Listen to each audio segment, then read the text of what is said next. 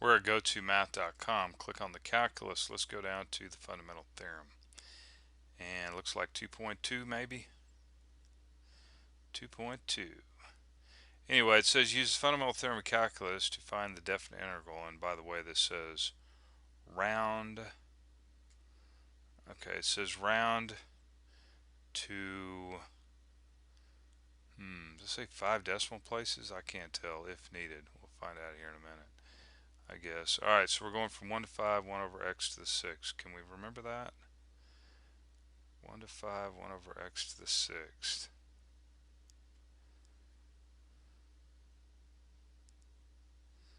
One to 5, 1 over x to the 6 dx. Alright. Well, anyway, I'm just going to write this out. In the previous problems, I wrote out the actual fundamental theorem of calculus, but I'm not going to do it on this one. Forget it.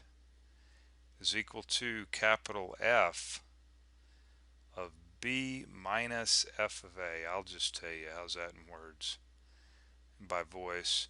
So f must be a continuous function on the interval AB. In most of these theorems, you know, f is a continuous function, by the way, on some interval.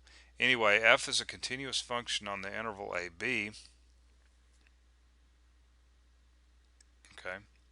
And capital F is the antiderivative of f, that f, on this interval. And if that's true, then this is true right here. Okay. Alright, that's all that in a nutshell. What we'll have to do here is we're going to have to rewrite this thing. So we'll bring this negative 6 to the top, dx, and go ahead and take the integral. So we got x, we add 1 to the exponent, put the exponent down below, and we're going from 1 to 5. Now probably what I need to do is clean this up a little bit before we actually, you know what, let's do that down here. So we got negative 1 over 5 x to the 5th. Take this back down into the denominator, bring that negative out front, going from 1 to 5. Alright, so we do the f of b. So this is our b up here, so we have negative 1 over 5 times 5 to the 5th power minus, right, here's the minus. Always start a parentheses. Anytime there's a minus in anything, start a parentheses, alright. Negative 1 over 5 to the 1st, or 5 times 1 to the 5th, I should say. Alright. So we got some huge number here. Alright, and I think it was wanting us to round to some decimal place. I couldn't quite read it. The frame of the movie frame was in the way. Negative 1 over, that's actually 5 to the 6th. We could actually write that as 5 raised to the 6th power, couldn't we?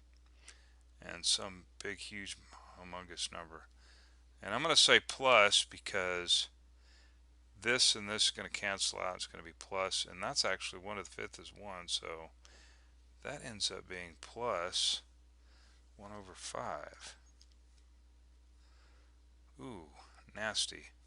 If you want the exact value, which I guess I could have done if I wanted to, I could have asked for the exact value. I have nice functions I've developed that does those kinds of things. 625, we'll go ahead and write the exact value. Then we're going to go ahead and approximate it. Little squigglies there. And we got 0.199936, and I'm not exactly sure. 1, 2, 3, 4, 6, 4. I don't know. I don't know. 2, 5, 2. No, it's got an E on the end. It's not 3. No, I don't know. Let's hit answer. It is 5. There must be a reason why I went out 5, because depending on what these guys are, this thing could be really close to 0, I guess. Anyway, we got 0.19994. Alright. And I think I wrote down 0.199936. We just round that up to 4. Okay. Well, anyway. Okay. There you go. Alright, so we're over here at gotomath.com. Come on by, tell your friends, get on there. You know, forget watching movies all night. You can get with your friends and practice calculus all night. I mean, that's what you need to be doing. Okay, talk to you later. Bye.